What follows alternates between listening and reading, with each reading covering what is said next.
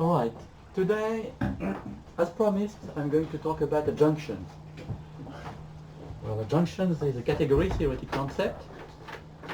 So usually people would introduce categories and they would bore you with all the necessary steps. And when finally we would reach a junction, you would be tired and you would not pay any attention.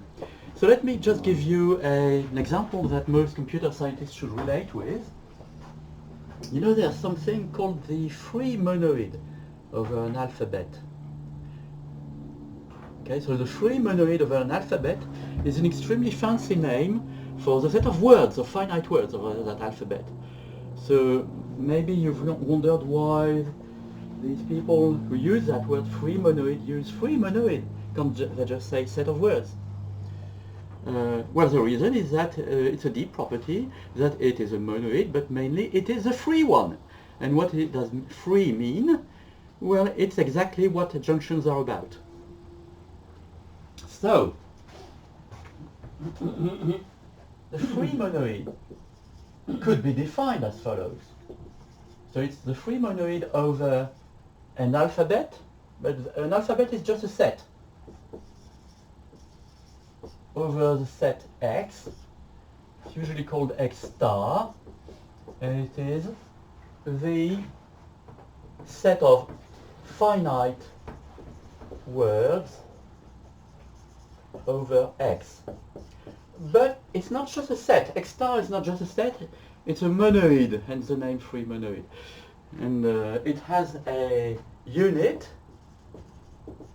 which is the empty word, usually written epsilon, and it has a product, W times W prime, which is usually called concatenation. It's just concatenation of words. But suddenly, from a set X, you've built a monoid. And that monoid has a fancy property. And this is exactly why it's called free. The property is whenever you take a monoid, whatever monoid you take, or I should have recalled what a monoid is. So a monoid is a set together with a multiplication and a unit, and the multiplication should be associative and have the unit element as a left and right unit, and that's it, nothing else. So for every m, for every map f from x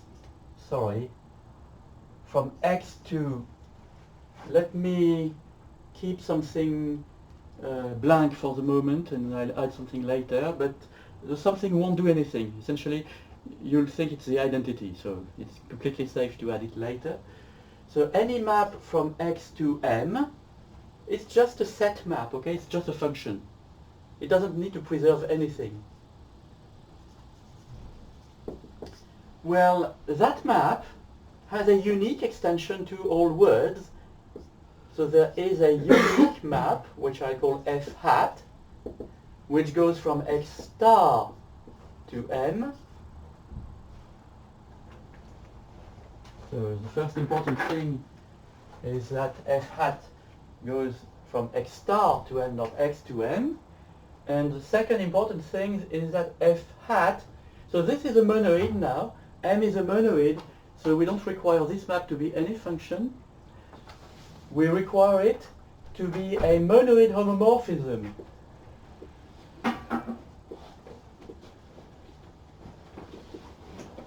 So that is, it's a map that should send the unit to the unit and preserve multiplication.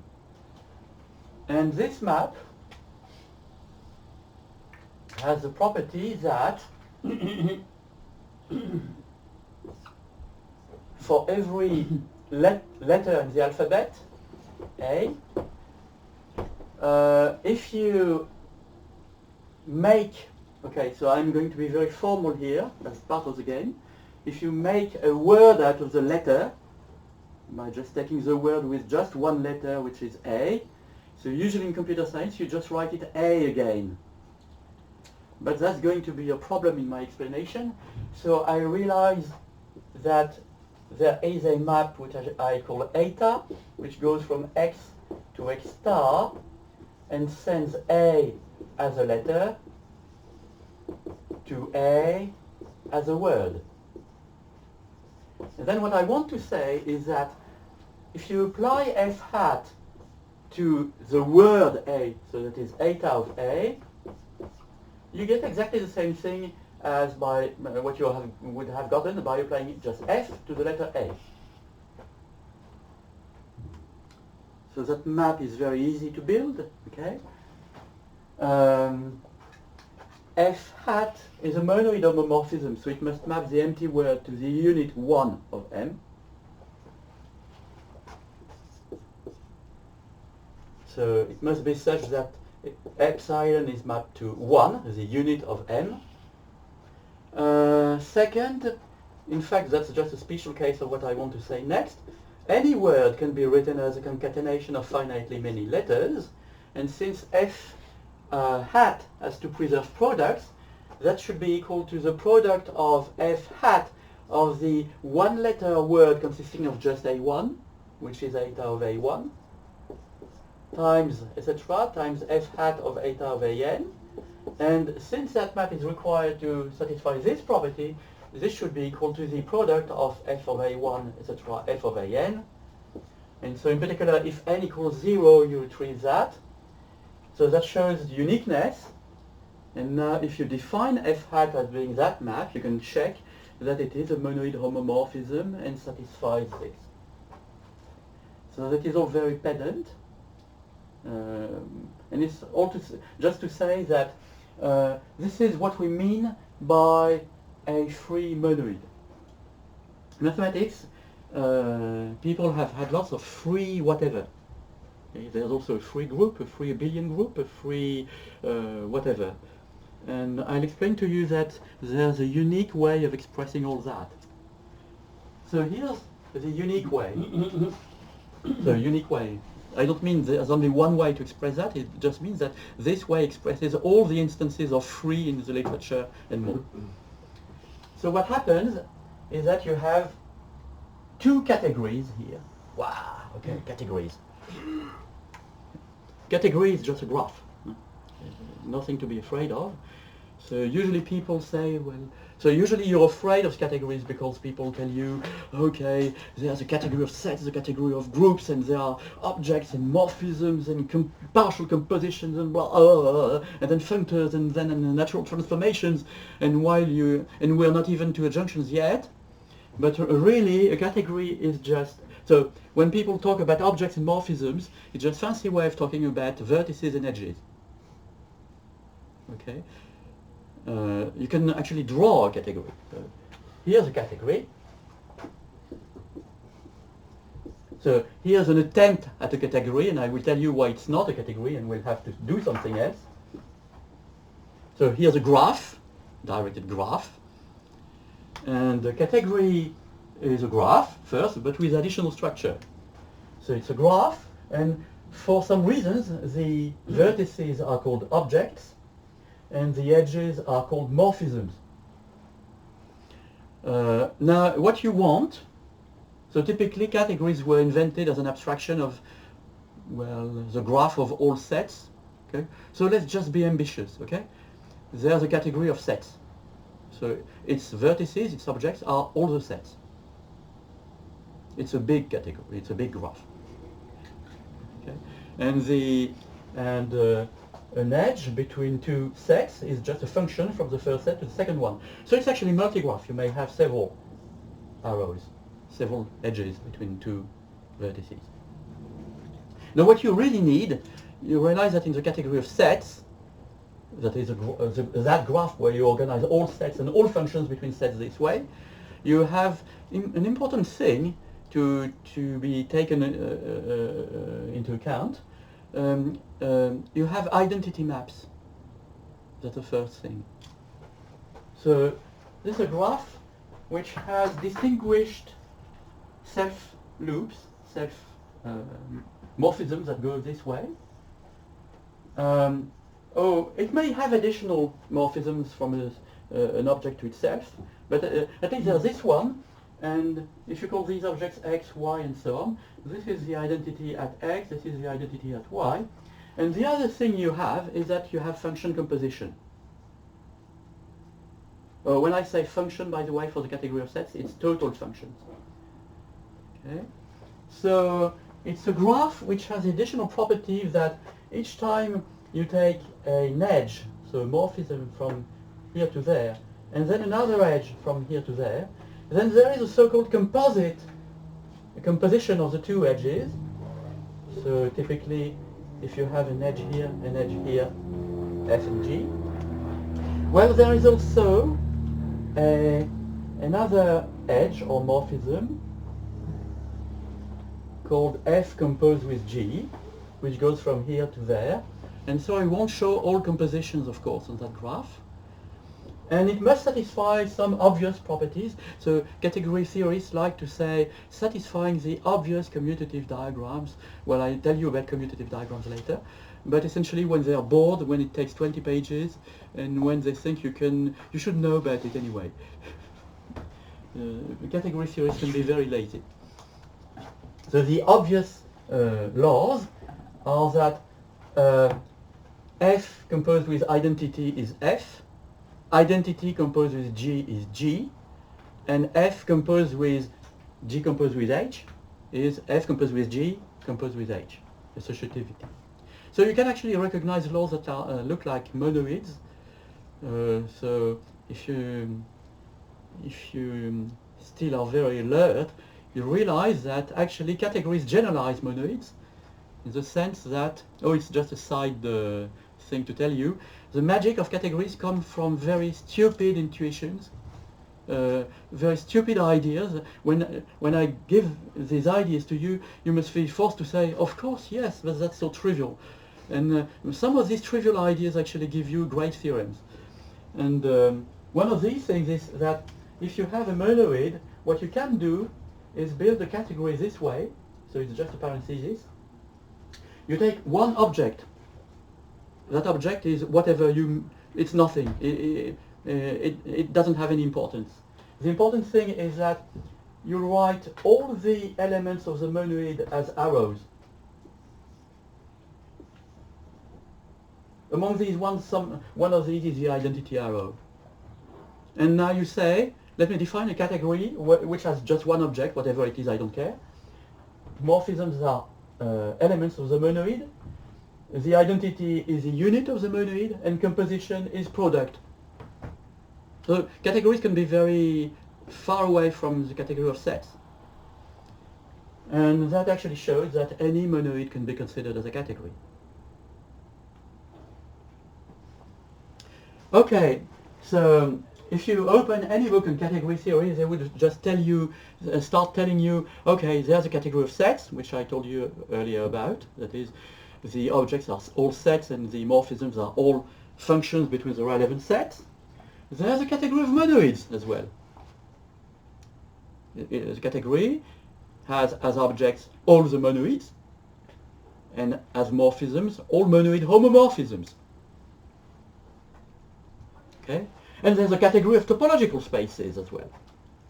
The objects are all topological spaces, and the morphisms are all continuous maps.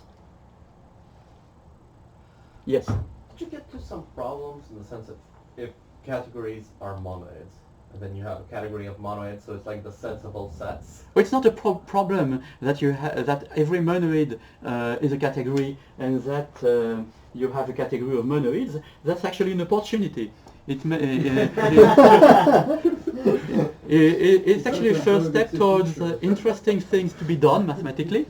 But of course, what you're raising as a problem is that, well, all the categories I've just mentioned, so except monoids, so except a monoid being considered as a category, so the category of sets, the category of monoids, the category of topological spaces, are all called large categories. So I should have given you a more precise definition. So some authors actually have slightly different definitions. So my definition is a category is, okay, at the back of my mind, I'm thinking, yeah, you can still discuss what I'm going to say. No, please. Okay. Okay. So it's just a graph in the sense that it has a class of objects, not necessarily a set. And between any two objects, you have a set of morphisms. Some people allow for classes of morphisms between two objects, and then call what I'm just defined a locally small category. Small meaning a small class is by definition a set.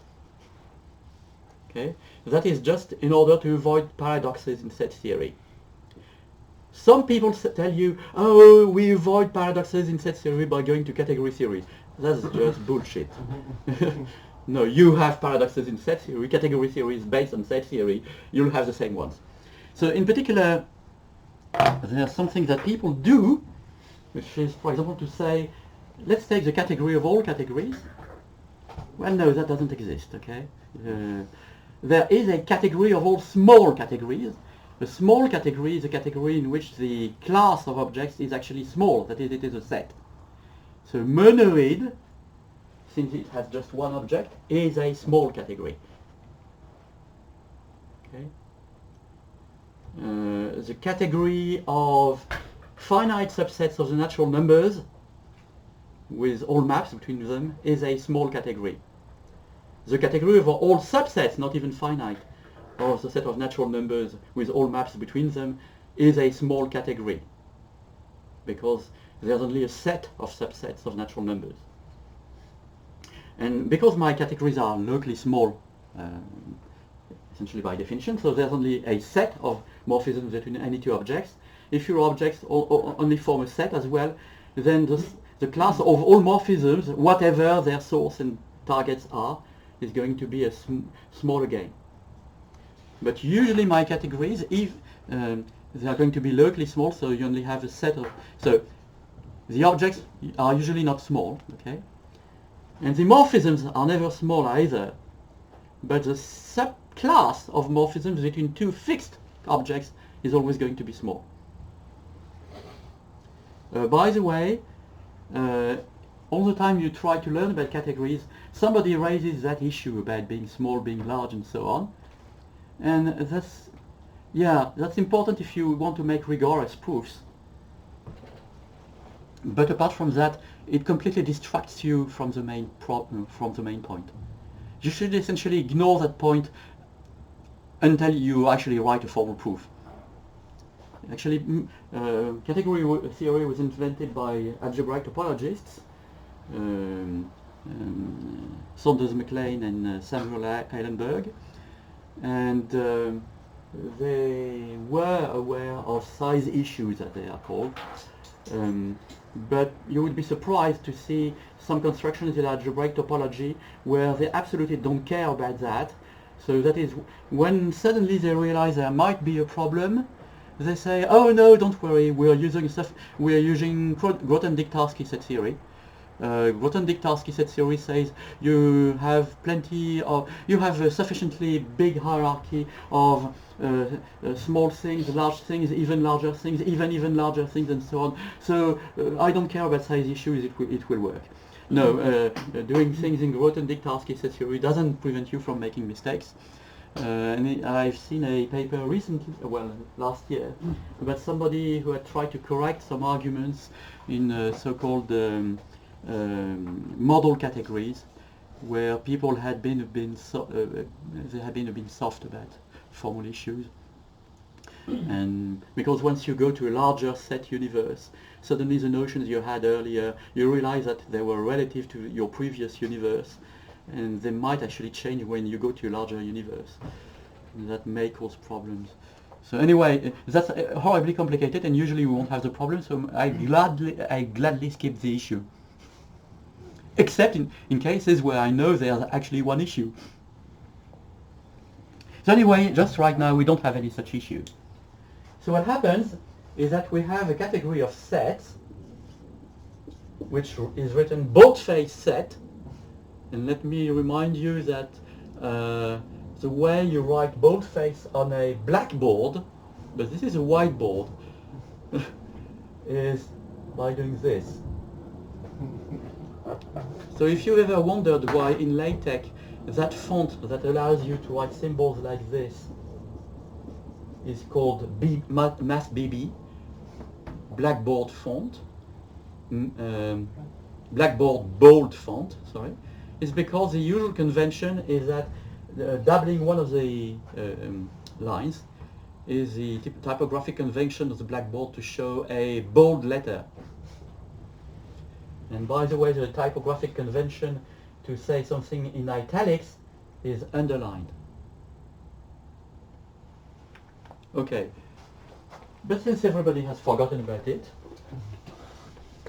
I may use different conventions, and typically what I do, I just write this, set.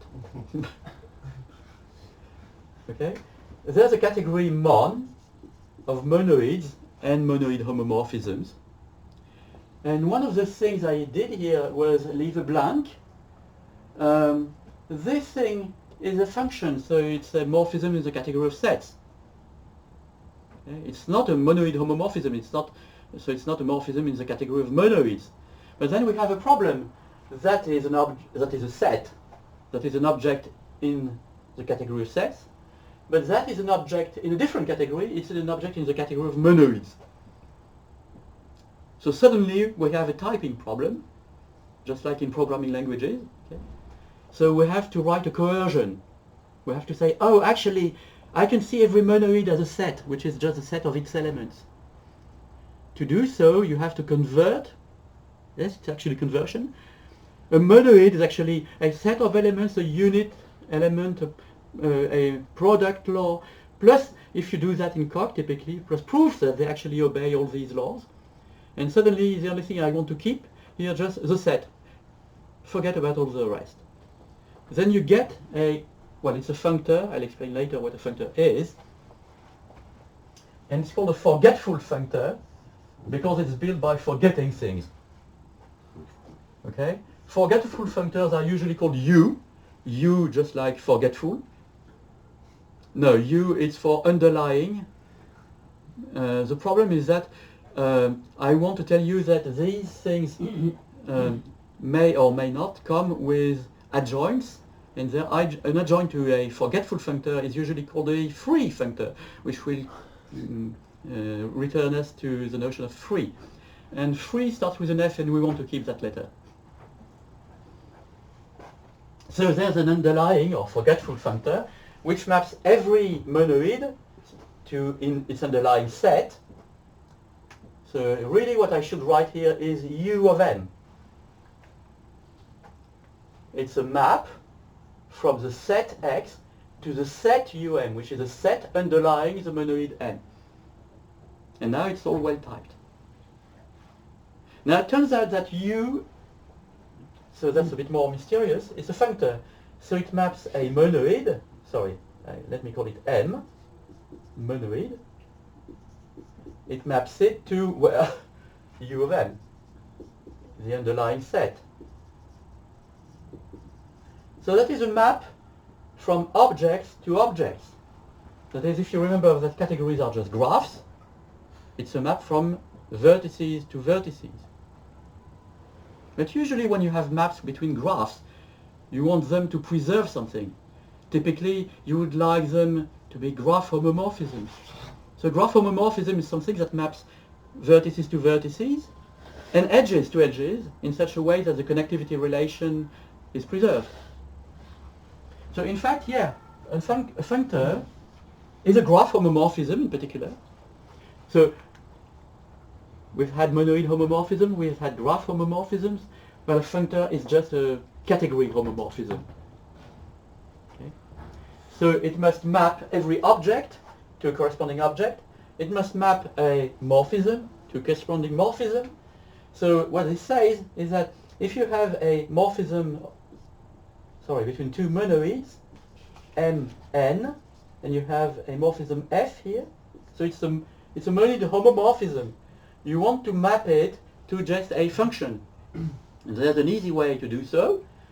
You take the function that goes from the underlying set of M to the underlying set of N and just does what F does on elements. It's just that you forget that monoid homomorphism must map 1 to 1 and preserve products. You don't care about that. You're now in set. So that map is called UF. It's the underlying function. So now what you've got here, U is in particular a graph homomorphism. As you see, it preserves edges. If you have an edge from M to N, then UF is actually an edge from UN to UN. It's not like it would map another set to another set. Okay.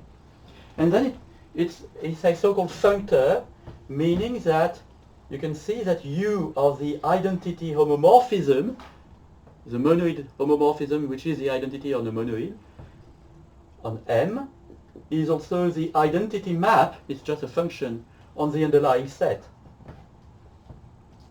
So it preserves identities. And it also preserves composition. Indeed, so that just means that the way we compose monoid homomorphisms is just by composing the underlying set functions. All that is completely trivial, okay? If you suddenly wonder, but have I missed something, or do I have the impression he's saying nothing? Well, essentially, I'm saying nothing. Okay, so U of F composed with G is U of F composed with U of G. And so what we've defined is called a functor, because it satisfies these properties. It maps objects to objects, morphisms to morphisms. The source and target objects of a given morphism here is the image. So they are the images of the source and target objects of the corresponding morphism there. And the functor preserves all the structure, that is identities and composition. So we might call that a functor, a homomorphism of categories, but it's called a functor. It's shorter.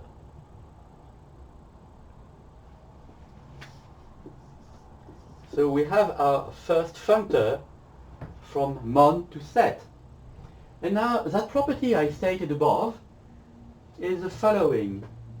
We said there's a map here, and I should have said that that map actually goes from X to U of X star. Okay, so what we have is the following diagram. A diagram, for now at least. You'll see later category theorists have plenty of abstract ways of redefining the same concepts. But soon enough you'll see that these abstract ways are impossible to understand. So I'll start with the obvious definition. The diagram to me for now is just a kind of drawing of part of a category. Okay? So I'll show you vertices and edges and so on. But that's it. To me, diagram is just that.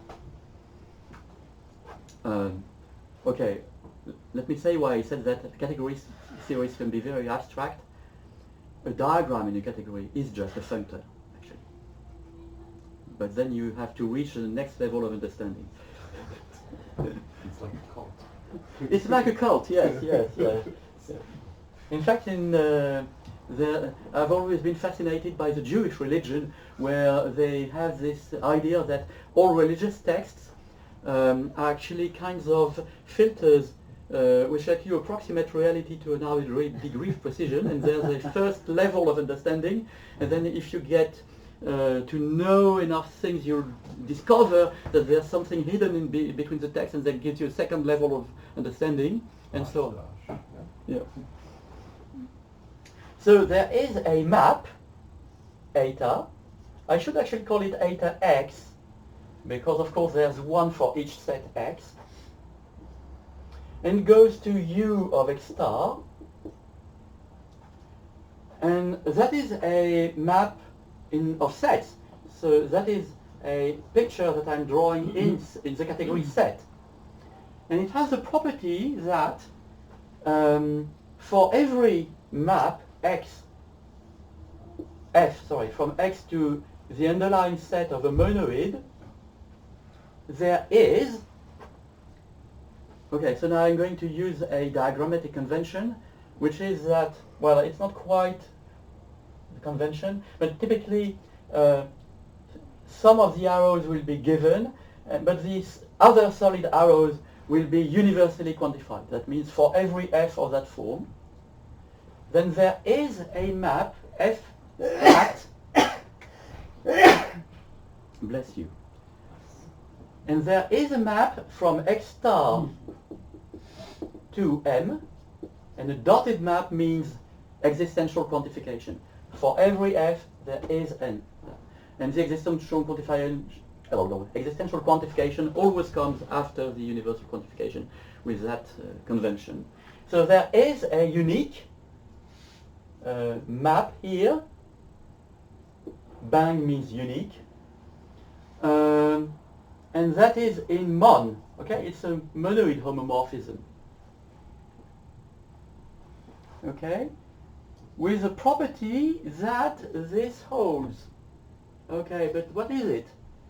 So eta x of A, so eta x is mapped into ux star, but suddenly f hat starts from x star, not ux star. Oh, but that doesn't matter because u is a functor.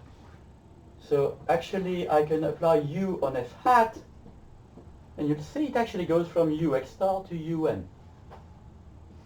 And now what I'm claiming is that this property means that this diagram should be commutative. That is, that whenever you start from an object and follow a path to another object, any other trip from the same source object to the same target object will define the same morphism.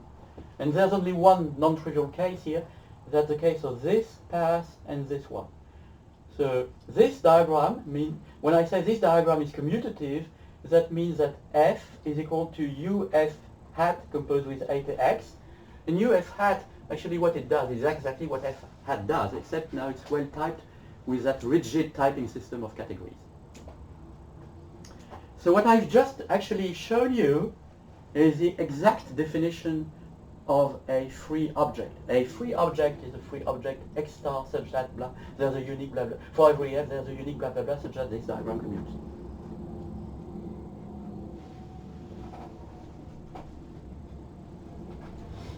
So usually in category theory what they do is, oh yeah, so in fact in introductory category theory books, I have the impression the clock is a bit slow. No, it's okay. Almost precise. Oh yes, we have started at 10:30. Yes.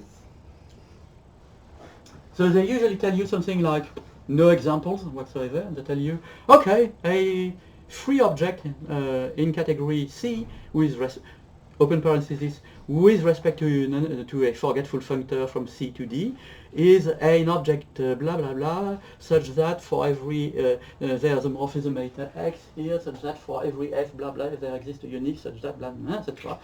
And then when they're good they give you some examples, but in mathematics textbooks examples are the form example groups, topological spaces, blah blah blah period. So you have to do the exercise. Okay. If you go to less elementary books, they will tell you even fancier things like, oh, a free functor is just an initial object in the category of, and then define the right category. And then you won't even understand what they mean. So let's look at other examples of free things. Eventually I would like to show that PT, you know, that functor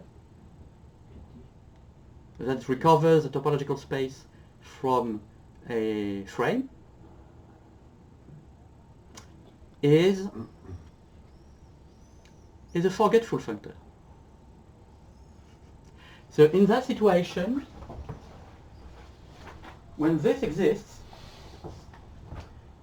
okay, I should probably say that because there's some kind of what I've defined is an adjunction as well, but I've not shown you the adjunction really. So I should probably say that to you before we continue. So let me say that this way. So definition, let U be a functor from category C to D. So you have two categories. Oh, it doesn't have to be forgetful. I called it forgetful because it was obvious what it did. It forgot things. But there's no definition of what it means for a functor to be forgetful in the abstract. That is certainly not by saying it forgets things. And the actual definition is that, I'll tell you later, okay? So the actual definition for a functor to be forgetful is that it is adjoint on the right to another functor. And what we have said here is we have actually built a functor, but you don't see where it is now. And this functor is adjoint on the left to u.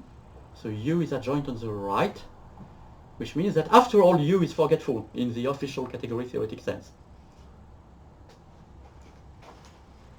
So anyway, I'll erase plenty of these things later. Perhaps now would be a good time, by the way. Yes, let's do that.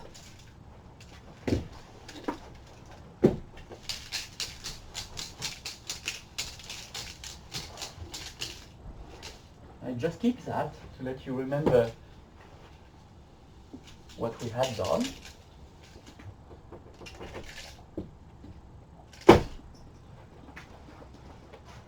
So definition, let U be a functor between two categories C and D. Earlier that was mon and set.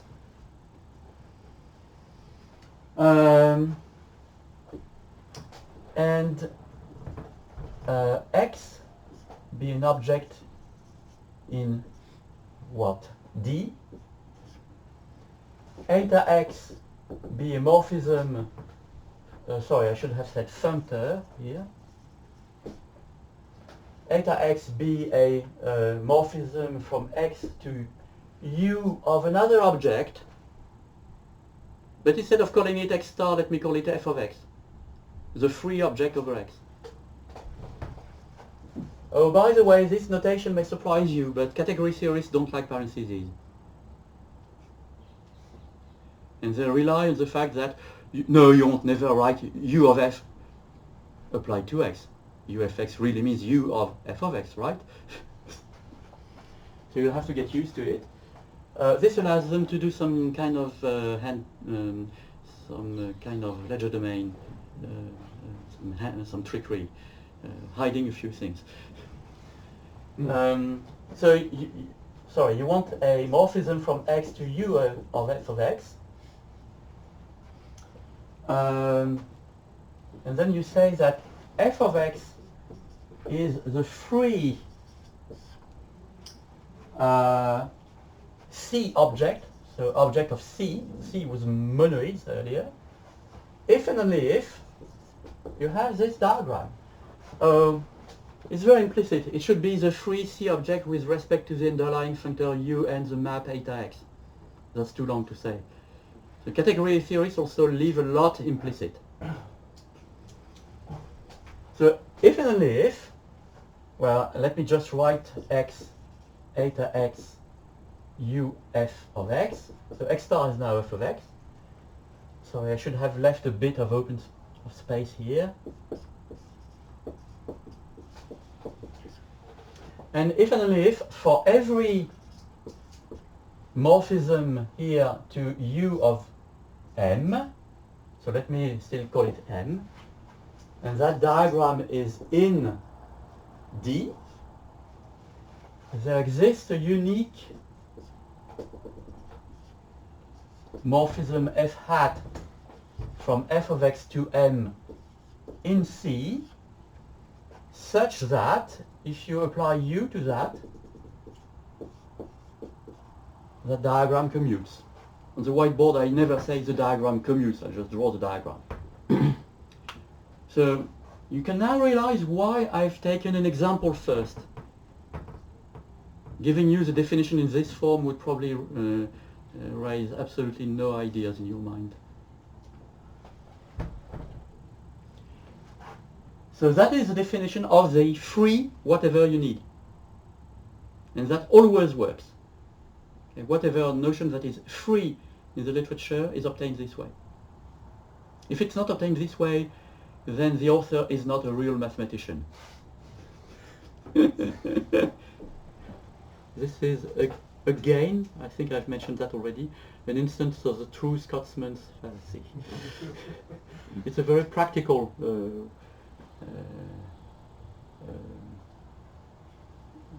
rhetorical means. So anyway, if you are in this situation, if that meaning this, okay, holds for every object X, for every D object X,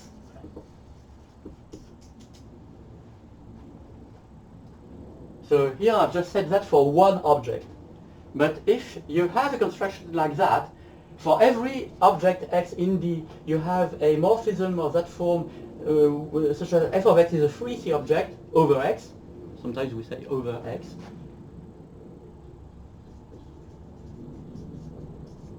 So if that holds for every object, then what you have found is a functor here, which is called the left adjoint, or left just because it's written on the left. Huh? Some notions in mathematics are just named for stupid reasons, like a left adjoint is left because the notation puts it on the left. And so of course this is the right adjoint.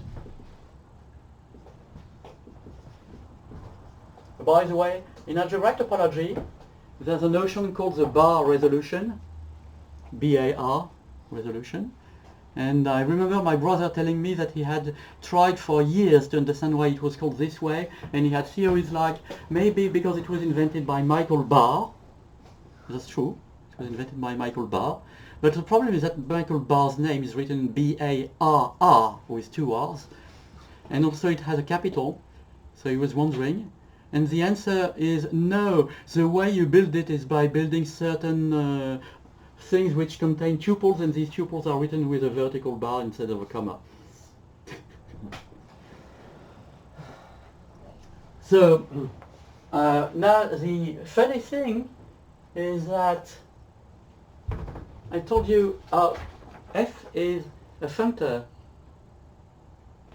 but f here at best it maps an object X to an object in the other category. It doesn't even map morphisms. It doesn't even, and even if you found a way of mapping making it map morphisms to morphisms, it should also preserve identities and concatenations. Well, that is a theorem. That is that automatically it creates a functor, or that situation creates a functor automatically. And so now we're really going to dive headfirst into abstract nonsense. Okay, so we have started, you've tasted abstract nonsense here. Abstract nonsense is a nickname for category theory. And by the way, I don't remember who invented it, but I've heard, I think it was Martin Hyland, who told an audience that this was certainly not meant to be derogatory. It was actually meant to express a deep truth of what category theory was. Yes? I'm still stuck with it. So where does the eta x come from? Because here in the example it's part of the input. But we don't know the codomain, no? I mean, we try to explain what would be a good codomain. No, there's absolutely no recipe for that. It's just that if you ever find a way of mapping x to u of something, call that something f of x, and if satisfies all these properties, then you got a free object and a left adjoint. But there's absolutely no recipe for finding such a thing. Yeah, no, I don't mean to, but just as a quantification pattern, because I mean, no, actually, what the input, you're probably puzzled because you think there's a problem with quantification. The problem is mostly because the final object depends on too many things, and we've shown only parts of the dependencies. So typically, what you should really write here is f blah blah eta epsilon. I haven't said anything about epsilon yet. That will come. And it says that these four objects are related in a way. And the epsilon is actually, can be built from the other things here, so there's a redundancy. You only need FU and eta or FU and epsilon, but essentially it's, you start from U, you start from eta, you start from F, and then if it satisfies that, you have an adjunction, and it should really be called F dash V sub eta U. But there is an intuition that the eta should be almost nothing. I mean, it should do almost No, nothing. that's wrong. The intuition is that for simple examples. Okay. Okay. So, for example, in the case of sober spaces, our eta would actually map every point x to the completely prime filter of all open neighborhoods of x. Okay. So that's not quite nothing. Yeah. And somebody comes with a, yes. somebody gives me a F. Yeah. Somebody Then gives you a But F. you didn't tell me Somebody what gives eta you he an had. eta. Okay. And you have to check these properties, and if that works, you get an adjunction. Yeah, but if somebody gives you an F and you have to... No. If you come up only with the have eta, part then- of the input, like you only have the F and you have to guess the eta, well, you'll have some work to do. Okay. And the worst thing is when you have an F and you want to show that there is no way to find an eta that makes an adjunction, that's horrible. When you have the F and the eta showing that it can't be an adjunction, well, usually, okay, you do some simple tricks and you can check that it can't give you an adjunction. But if you don't know the eta, you're doomed. I understand now. My problem was the the.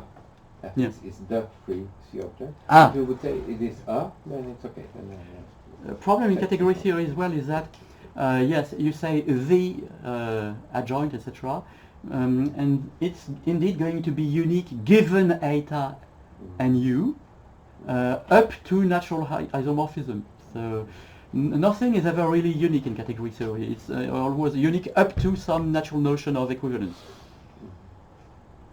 So there's actually a reason why I say the adjoint, the left adjoint, but...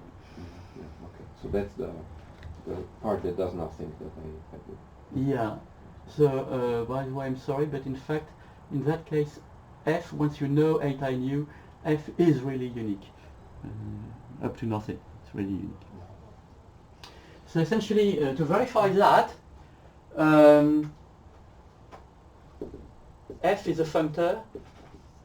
We have already defined what it is an object. We have nothing to define. It is given to us. Okay? But we have to define its effect on morphisms. So for every morphism from, so I've tended to use X, right? No. So, okay, big F. So let me do some bit of typing. So U goes from C to D, and F has to go the other way around, from D to C. Okay, because F, okay, X is a D, so F of X has to be in C so that you can map it back to D. So what you want is it should map every morphism from M to N in D to a morphism in C. And so here's a way you can do it. And yes. So let me try to remember. So first you could apply U to F, and it would go from UM to UN, but that's not at all what you want. Oh, by the way, indeed, so have I made a mistake? F should go from D to C, yes, so I want... So the problem is U... No. So it's in C. Oh, yes. You can't apply U because U starts with C. Okay. So you have the small f, it should be in C, right? Yeah, so I must have made a mistake somewhere. Small f, it should go from D to C according to what I've written here. So let me try to take back the example. Earlier we had an underlying functor, so it went from monoids to sets. I want to go from sets to monoids. And what it actually built, starting from a set, it built the free monoid, so X star. And so what I want is a way of saying, if you tell me a way of changing a letter into another letter, how do I change words? Okay? So in the concrete example, it's obvious what it should do. Okay, if you tell me, oh, my function, so it has to map a function in D, so it's just a function. That's exactly what you said. I should write it x and y to convey the intuition that they are just sets. So this function maps, say, letter A to letter A prime, letter B to letter B prime, letter C to letter C prime. What should big F of F do, let's say, on word A, B, C? Well, it should map it to A prime, B prime, C prime, right? But in abstract nonsense, and this is really what it is going to do, but in abstract nonsense, well, the first thing is that, okay, let me draw it elsewhere. You can build this. This is, let's say, just a function in the example, and then you can map that to UFY by eta y. So essentially, if you look at the word example, it means you start from a letter A, it is mapped to A prime, and now I want to see that A prime as a one-letter word. And then the free property tells you, oh, this is a U of a monoid, and so it's a map that goes from X to U of a monoid, and there's a unique F hat such that blah blah blah. So in particular, that says that you have a unique map, which is the hat of this composite, which goes from, now let me be careful, as you see, you want a map, so you had a map from X to UM, and you get a map from Fx to M. So it's just like you took the U out and put it on the other side, transforming it into an F. So this went to X to U of that thing, so really when you take the hat of it, you move that U here and you get an F, so that goes from F of X to F of Y. So suddenly it has the right type for the image of a morphism. That is a morphism which indeed goes from F of X to F of Y. I won't do all the proofs, they are essentially boring. And anyway, that's stupid. You have to do these proofs by yourselves to understand how they work. They're not difficult. But if you see somebody do the proof, you would just say, okay, A composed with B composed with C equals that. By definition, there's a unique thing. Yes, of course, yes, of course, yes, of course. So yes, the result is true. I have not understood anything. So the point is that if you define big F of F as being eta y composed with F hat, then suddenly it makes F a functor. So big F of the identity is the identity in particular. Oh, you have to know how to do these proofs. How do you show that F of the identity is the identity? Well, this is the unique map such that blah blah blah. Just realize that identity is another map that satisfies the same property. Okay, so if blah is a unique map satisfying a property and ID is another one, then blah equals ID. So automatically you get that F is a functor. You also get other things, but I should probably not explain that today, especially since I should be closing. The next thing I would like to explain to you is that there are plenty of other examples of adjoint situations. So as I said earlier, it's a famous word by Daniel Kahn, which says that adjunctions arise everywhere. So even plenty of things you know, you have probably never realized that they were adjunctions. And if Simon Alphon were here, I would tell him that if you take the category of posets, so Simon Alphon knows already very well one adjunction. So maybe I'll tell that later if he comes back again. There are two categories, posets and DCPOs. I've not even defined DCPOs yet. Let me just say that a DCPO is a poset with some extra properties, and the extra property is that every directed family has a supremum. And this category, the morphisms of posets are just maps which preserve the order, that is so-called monotonic maps, or monotone maps. And the maps in this, the morphisms in that category are the Scott continuous maps. So that is the maps that are not only monotone but also preserves all the directed suprema. And then you have an underlying functor which says, oh, every DCPO is in particular poset, and every Scott continuous map is in particular monotonic. And this has a left adjoint. And Simon knows what this left adjoint is. And in that case, f of a poset A is the ideal completion of A. So it's pretty fancy. It's a completion. So you actually get completions as left adjoints. By the way, you can also build the completion of a metric space this way. It's the free, it's the left adjoint to the functor that goes from the category of complete metric spaces to the underlying category of metric spaces, and which maps every, I have to be careful there.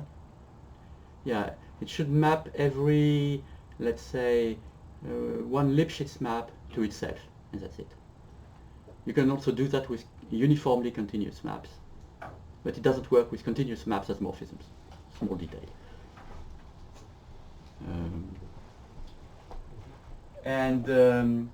So in that case, you can take f of A to be the ideal completion of A. So I don't want to enter into too much details. I may do that another day. The elements of the ideal completion of A are its ideals. An ideal is a downward closed directed set.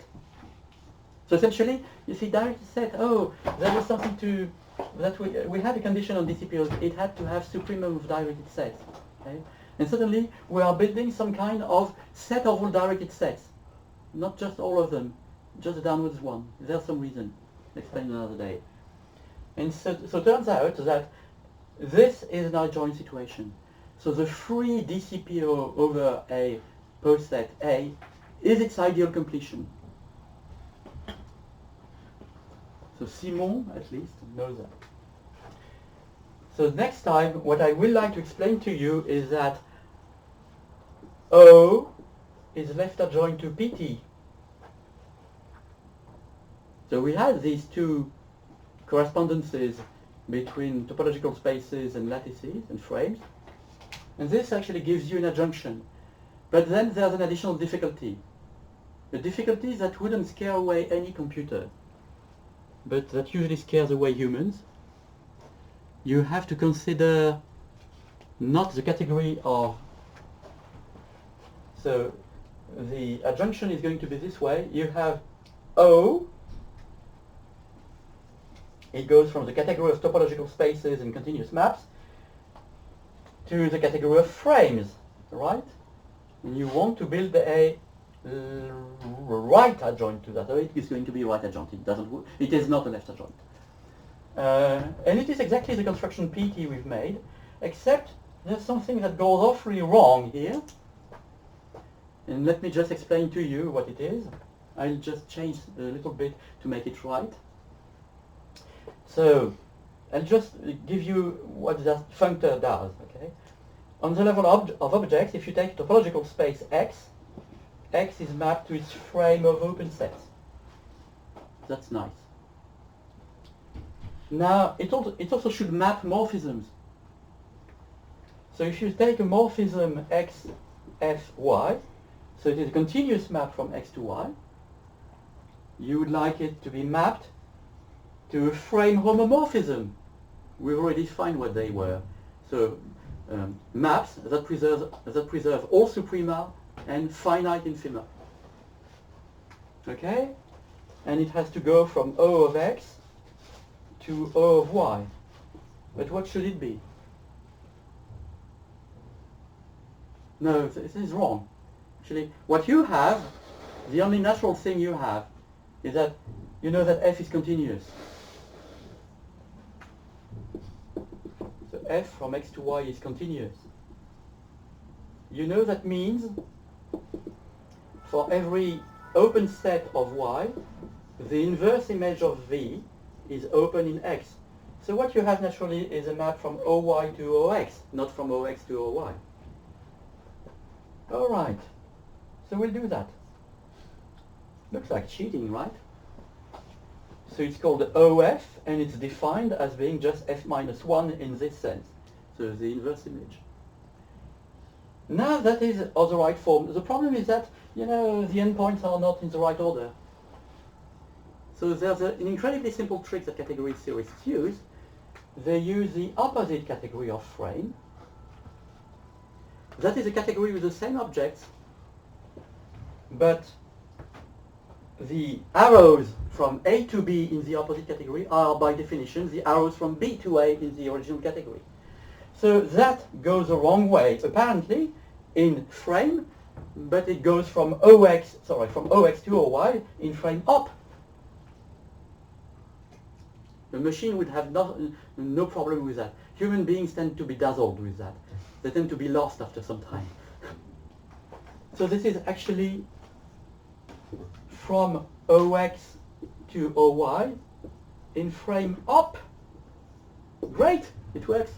And you can check that this is actually a functor.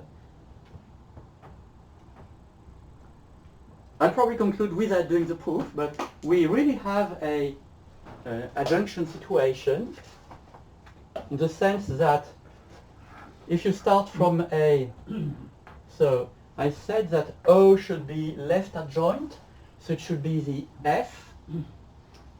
It's out of memory. I usually don't remember which one is on the left, which one is on the right. It's just a bet that my memory serves me right here. Well, maybe we might have to finish that actually. So I would like to reproduce this situation. So I'm starting from, is it a topological space X? So F, which is PT,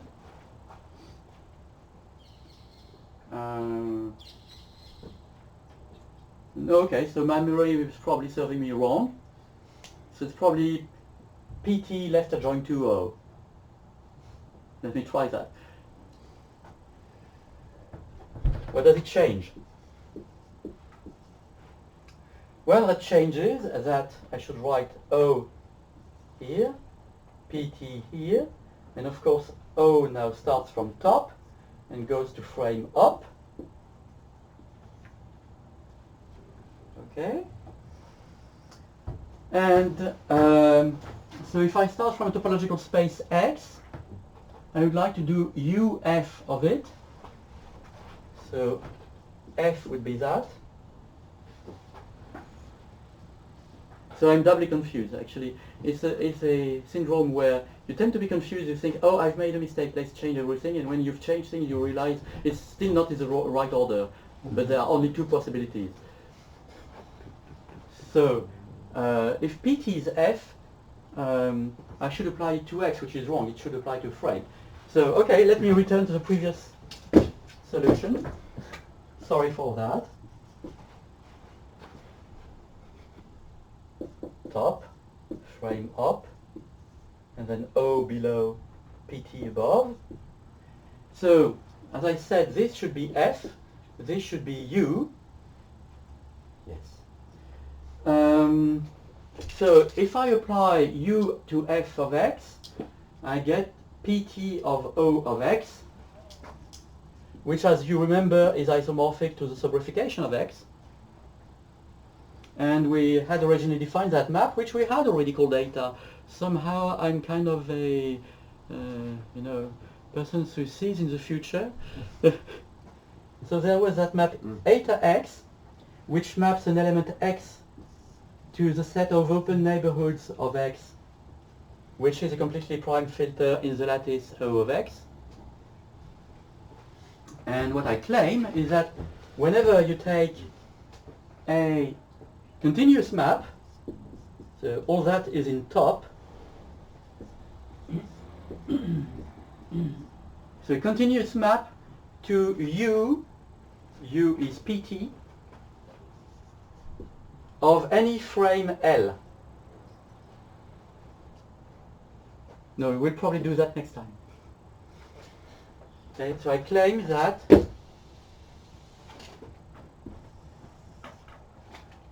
there is a unique map from OX to L, let me call it F hat for now, such that this diagram commutes. So if you apply PT to F hat, it's that.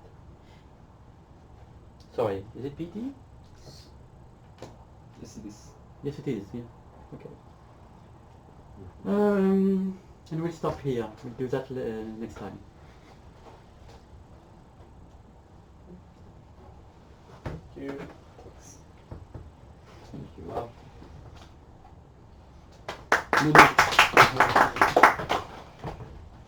When is next time? Oh, sorry. Yeah, I knew there was something wrong. Don't worry, I'm going to correct that next time. I told you it's frame up. So some of these arrows should be reversed, right?